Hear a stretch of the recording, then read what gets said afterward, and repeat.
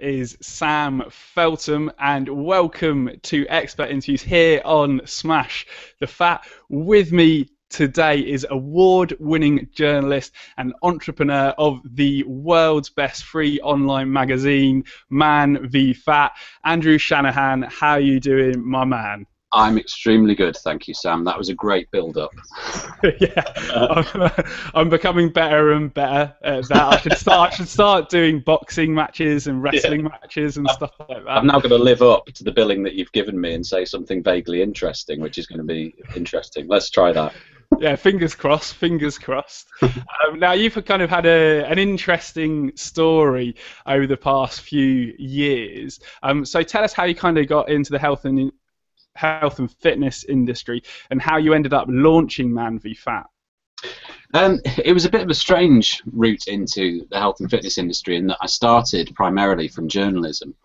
So my training is as a journalist and as a magazine editor, and originally I was working on titles helping students, so I had nothing to do with health and fitness at all. I hold my hands up and I'm very open and honest that I am not a nutritional expert or an exercise expert. I've got lots of experience of both, but I don't claim to be an expert in those sorts of things. But what I think journalism gives you is the ability to ask all the stupid questions, and that is kind of what I see as my strength, really. The fact that I'm a relatively normal bloke who can go and ask people who are the experts their opinions about things, and really try and get the answers that people would get if they just were okay with looking like an idiot and asking stupid questions, which is what I do. So my route into this was that initially I took a circuitous route in that I got very fat, Sam, is how I started getting into the health and fitness industry. It's one way of doing it. Yeah, exactly. Yeah. Well, you see, you've got to know what it's like to be on the other side before. You know, all these people who've only ever been thin and muscly. What do you know? I know, that's right. It's very true, actually. You'd be surprised. Yeah. Well, I mean, I do think that there is an element of truth to that. I don't think it's probably the right way of doing it, but I think, you know, having that experience of being desperate to lose weight and being so frustrated with my weight, that was the biggest learning process that I've been through. The reason that I got so fat in the first place is a nice way, really, is that I worked as a restaurant critic for a long time and worked writing about food. So I worked at The Guardian, the award-winning that you so kindly mentioned, even though I told you to mention it, at the beginning, the fact that I was one of the young restaurant critics of the year with The Independent on Sunday. And so it was just from there. I reviewed for the Metro for a long time, doing different restaurants and that sort of thing, and so as a consequence got incredibly fat. And it was during that process that, you know, my life, like a lot of guys, the sort of the route that I was on was that I was working, I was getting up in the morning, going to work. I work at the bottom of the garden, but, you know, so I was not commuting, not moving. Working very long hours, getting stressed, and because I was stressed and working long hours, at the end of the day, all I had in terms of nutrition were things to sort of cheer me up briefly. So I was reaching out for, you know, crisps, chocolate, lager, and all of those things had an impact, especially because I wasn't moving as well. And so over the years, I sort of stacked on a lot of weight. It changed when I sold my business that I was working on last year, and with that came a lot of free time because I inadvertently made myself redundant. And from there, I really had a chance to focus on what was important to me. And the thing that I think the time allowed me to see was, one, just how stressed I was and how work had impacted on my weight and fitness levels, and two, it just allowed me to actually sort of take a proactive approach to it and say, okay, you know, that was the old working system, what's the new working system?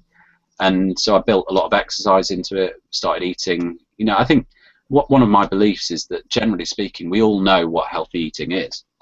We all know what it looks like. We've all seen the NHS Eat Well plate and that sort of thing. And I think that we do understand what that is, but that doesn't mean that we can do it. I think we all still need a lot of support towards, you know, that it's that energy that is required to make the right choices. And I think that's what's lacking in a lot of especially men's situations, that they know what they should be doing, but it's about employing that and having the energy and the resources and the I suppose the time to actually do that is quite difficult.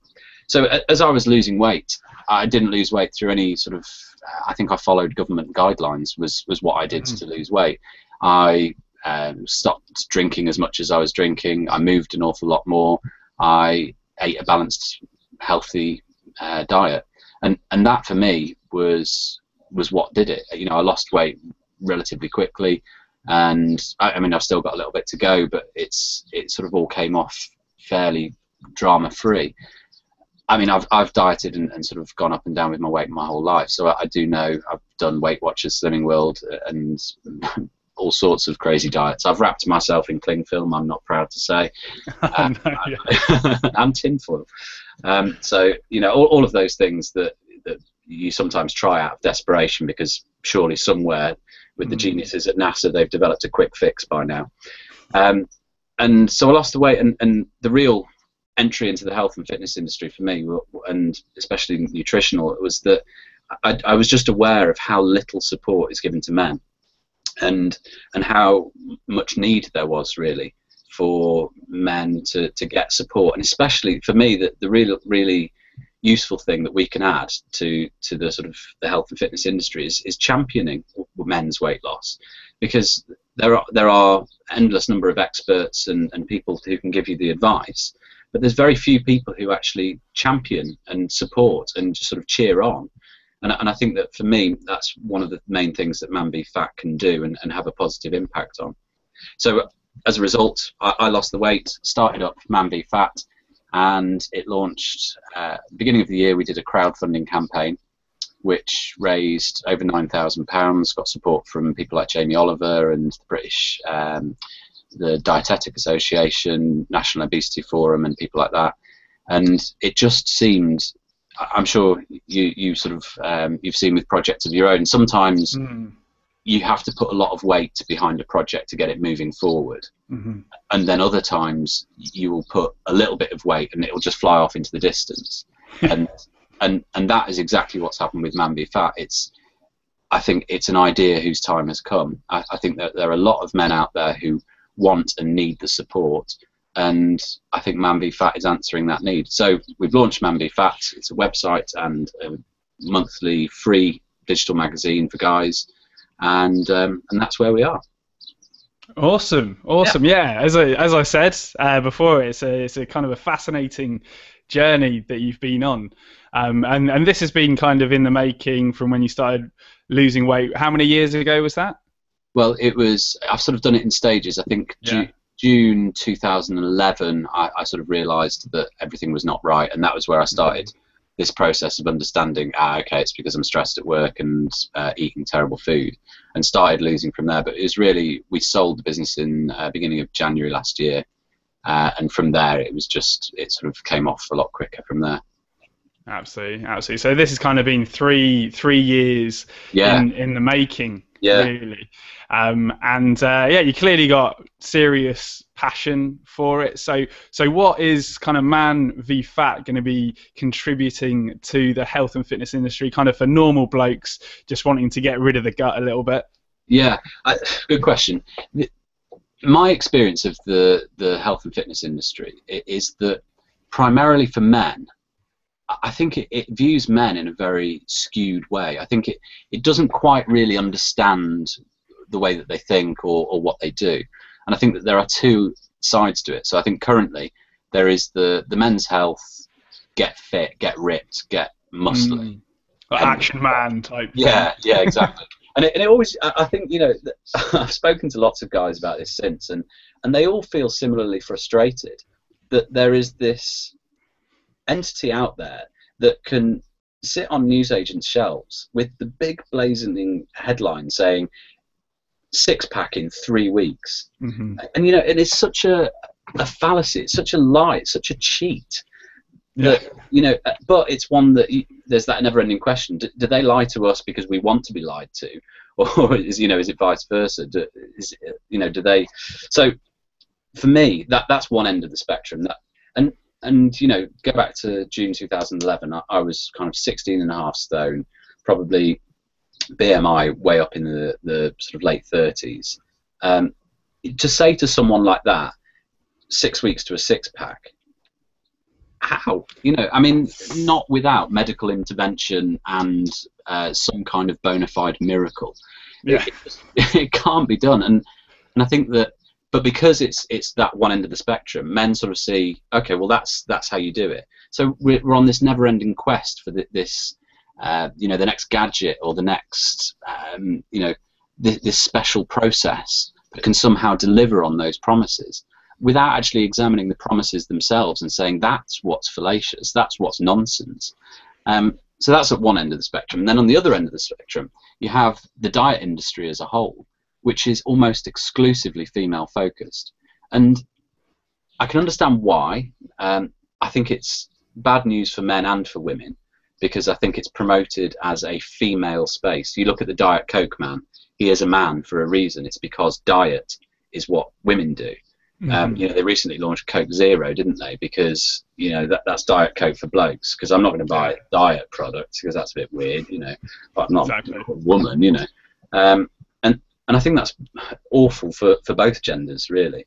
But that, you know, the products, the groups, the magazines are aimed at women, and I know because I have sat there as the one bloke in the Weight Watchers class and listened to them talk for 20 minutes about how your period can cause bloating, and thinking, you know, this probably isn't for me. This isn't a discussion, or, you know, what are the best bikinis for this summer, and you only have to be there for 5 minutes before you realise actually this isn't something that's designed for me. So in the middle, there are, I think in the UK currently, there's 20.4 million overweight and obese men. 20.4 million. In the world, there is, I think it's 500 million. So, you know, it is. We all know that the scale of the obesity issue is endemic. But I think for me, the fact that men are left there with no support, it is tragic. It's lunacy. You know, 1 in 3 are pre-diabetic in the UK. That in itself should be terrifying us and saying, right, okay, what can we do as support systems? But you know, the statistics are everywhere. You look at the amount of money that the NHS has to spend on the Choices, the Excellent Choices program, actually, compared to what Big Food can spend on advertising products that aren't good for you. There's no competition. There needs to be something in that middle space between the get ripped, female only diet for men, and that is what I think that Man v Fat can bring. Absolutely, and that's a massive kind of population there, not just in the UK but globally. And from what I've kind of seen of Man v Fat, I've kind of been going through the forums and I've kind of given my 2 cents a little bit there. Thank you. No worries, mate. It's my pleasure. This is what I love to do. I love to help people and kind of give them my advice to the best of my knowledge. But you've got this great forum on there where I kind of see blokes, normal blokes, just supporting each other. You know, which is ideal, and that's kind of what you want. I mean, it'd be even better, as somebody kind of suggested on a forum thread that I was writing on, that it'd be great if there were kind of Man v Fat kind of sessions kind of through the country to help out normal blokes that want to come together, talk about sort of, you know, their problems with food and probably a few family problems, maybe a few ball and chain problems, but you know, just kind of be in that compassionate environment where you can get results. Absolutely, 100%. That, and you know, that is can't give away too much, but that's definitely on the sort of schedule of things to do. I completely agree. I mean, the other thing, and something that you will know from your own work as well, is that something that I found, certainly, when you have been out of the exercise space for even a few months, most blokes, when you're growing up, you play a bit of sport, you do football, rugby or cricket, or, you know, you're involved in that sort of thing because it's a very blokey thing to do. but then, you know, come the 20s, the drinking years, and the 30s, where you start, you know, settling down, having kids, and that sort of thing. But and then you find you've been estranged from exercise, and you kind of don't even nod to each other on the street, and that sort of relationship with exercise that falters. I think that that's something that we can address as well, because I know from my side of things, when I was BMI 30 plus, gyms are very intimidating places, because you imagine that they're all filled with these Olympian athletes who know exactly what they're doing.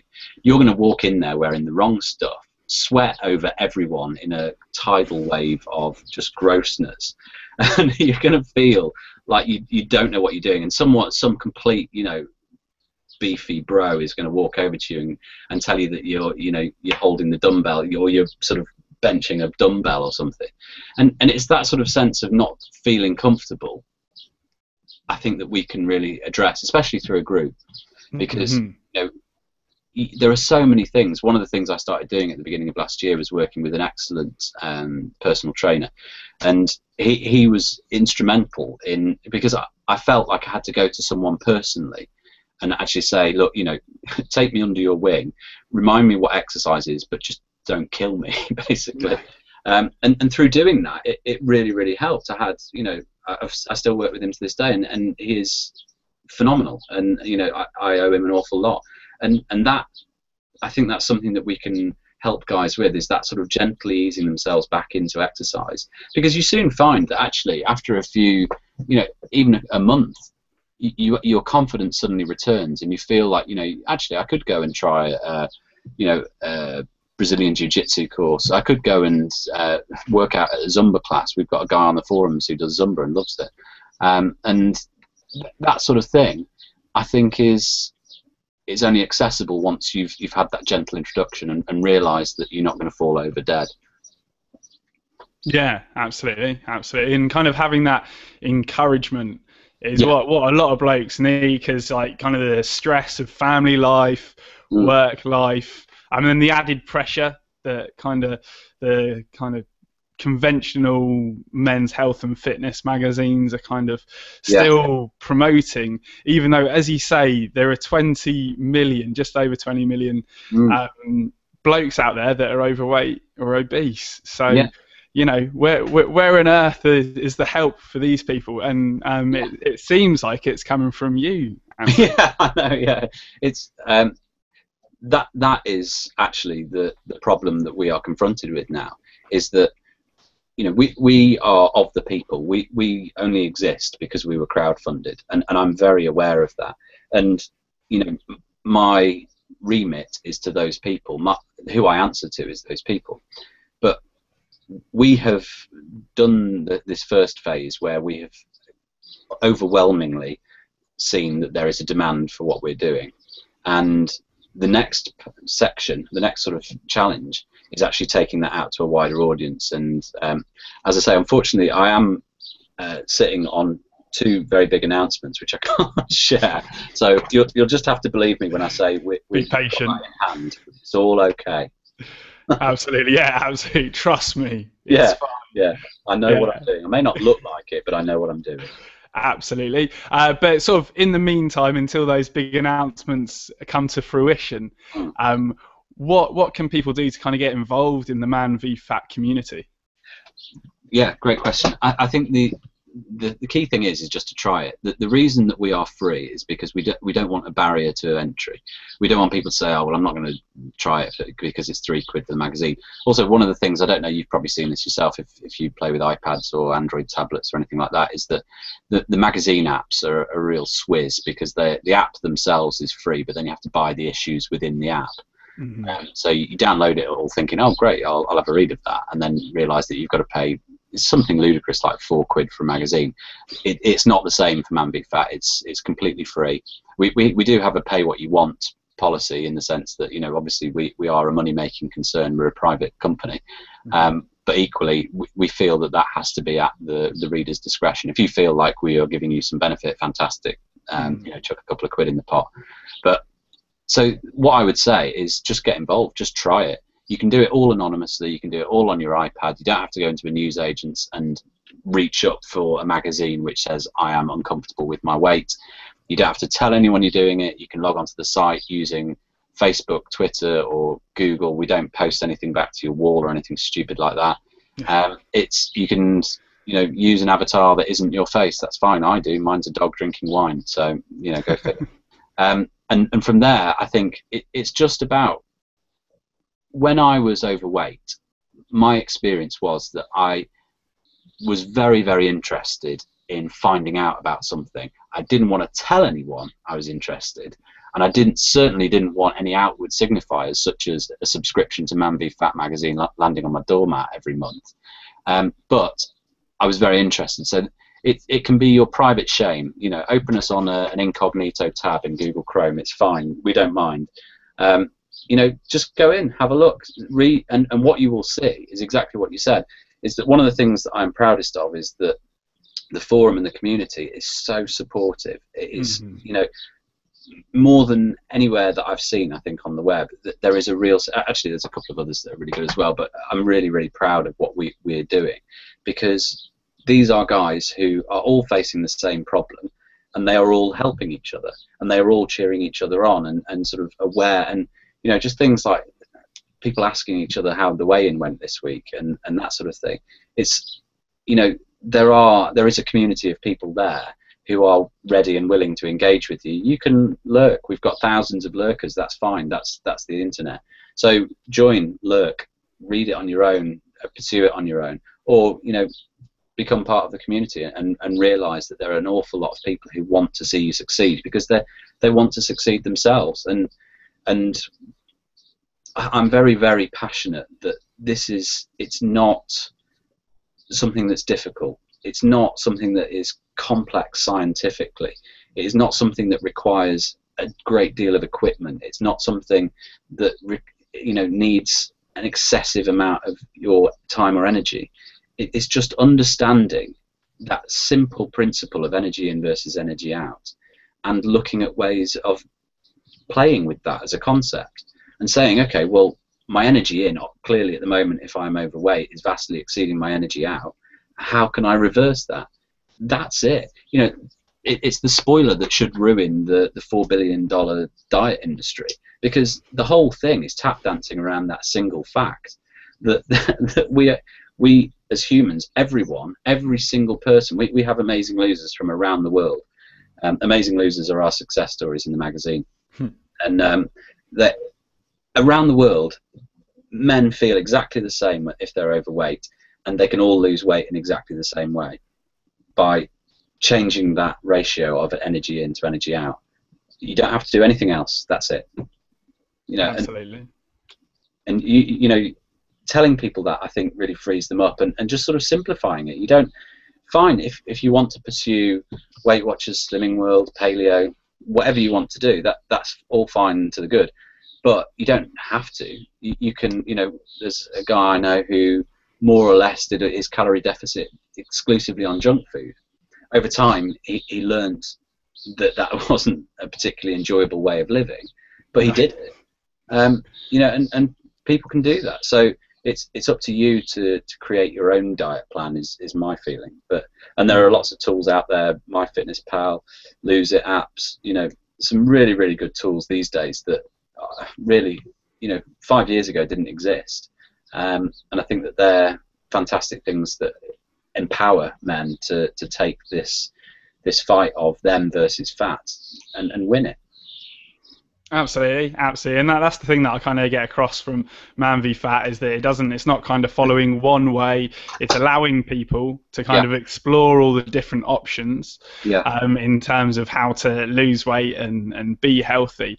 And as you said there's kind of different ways in which blokes have kind of achieved that, and the point of that community, I suppose, is to allow people to explore those ideas and be happy with the fact that somebody has found health or just lost the weight through Weight Watchers, Slimming World, or a paleo style diet, or a low carb, high fat diet, or whatever.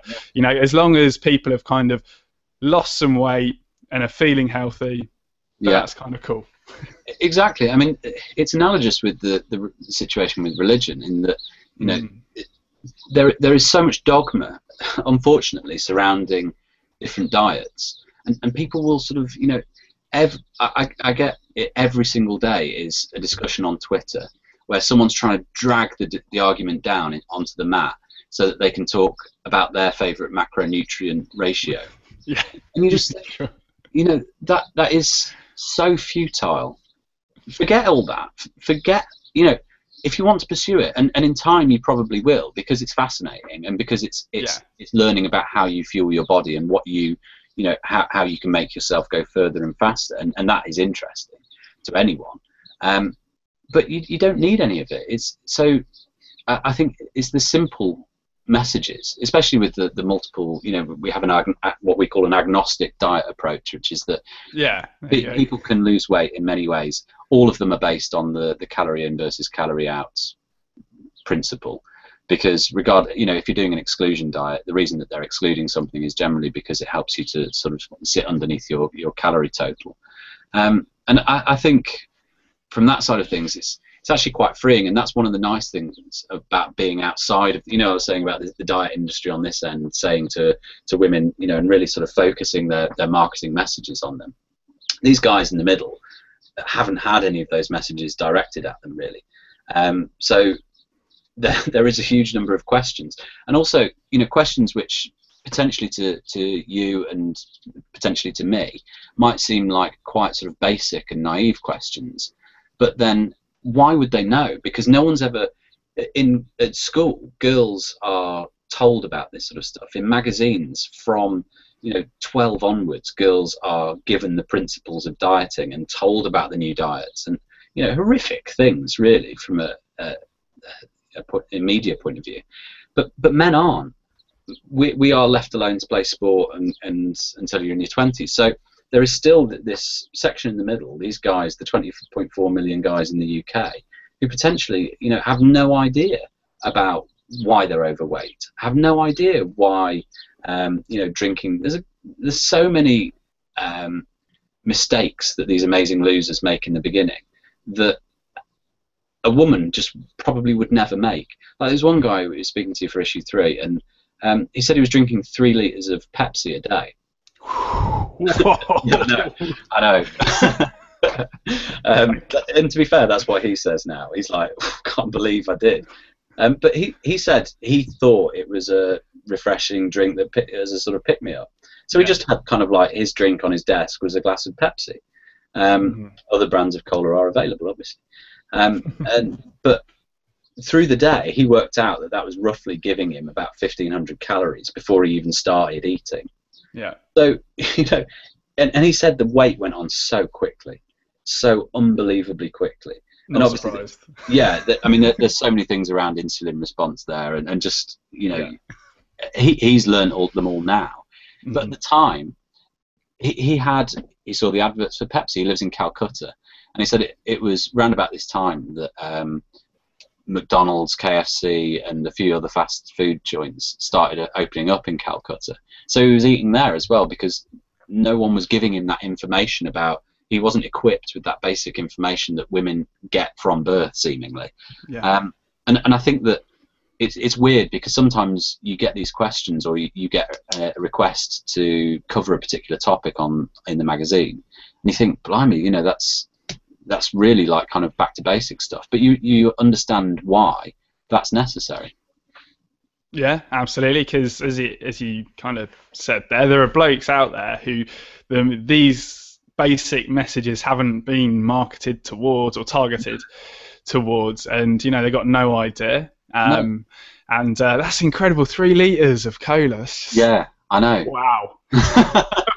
that's on a whole nother level. But another one that guys often don't realise is about the calories in alcohol. Right. You know, there was a guy, I can't remember who, I think he was on the forum, who was talking about the fact that he just thought beer belly was a saying. He didn't realise, you know, that there was a connection between necking loads of beer and developing a beer belly.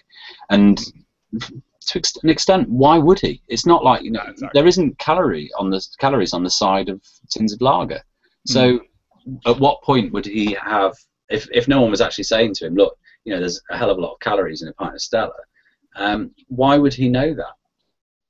Absolutely, absolutely, and kind of hopefully Man v Fat is going to be able to kind of be the catalyst in helping get the message across to these guys so that they can make these simple changes to their lifestyles and, you know, obtain and maintain healthier lifestyles because of that. And hopefully we'll kind of bring up the country, and next time the World Cup comes round we'll actually get through to the knockout stages. I don't know. I guarantee you, yeah, come and find me in 4 years time, and if we don't, it's your fault. It's your fault. I'll be on a yacht, but you know. Yeah. But it's all good. It's all good. Fantastic. Well, thank you so much for your time today, Andrew. And where can people find out about Man v Fat? I'm sure you'll put the link in the YouTube channel video or on the page, but it's manvfat.com. Everything's available from free in your App Store, your Android Play Store, even the Kindle store. We're everywhere. We're endemic. Brilliant. So yeah, highly recommend everybody check out manvfat.com. You can search them on Facebook, Twitter, and the like as well. Even if you're a woman watching or listening to this, make sure that you kind of pass this on to any of your male friends, husbands, brothers. Women are allowed on the site. And of course, women are allowed to come on the site for sure. Thanks again so much, Andrew. But there's only one more thing to do, and that's to hear a smash it out from Andrew Shanahan. So on 3, okay. I want you to shout, smash it out. Okay. So 1, act it out as well. 2, 3. Smash it out! There we go. Quite topical with Wimbledon, so that's all right. Anyway. Yeah, absolutely. Anyway, thank you so much again for your time today, Andrew, and hopefully we'll get you back on the show when you're allowed to talk about these large announcements. My intriguing announcements, yes. No worries. Thanks very much for your time. Absolutely. Thanks, Andrew. Take care.